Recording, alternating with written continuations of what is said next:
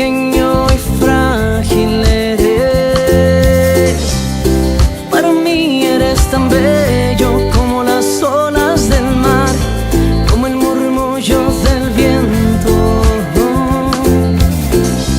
Y es que no puedo entender por qué Dios a mí te confió para que cuidara de ti.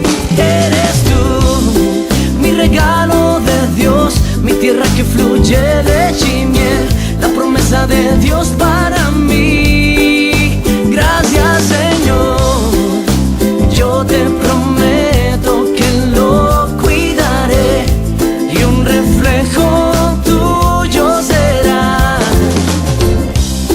Guiaré sus pasos, le enseñaré a caminar y con todas sus fuerzas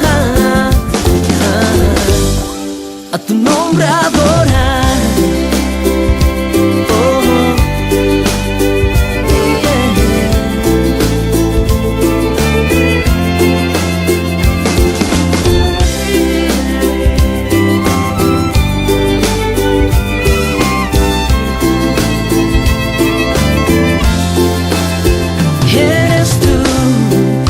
Regalo de Dios, mi tierra que fluye leche y miel, la promesa de Dios para mí.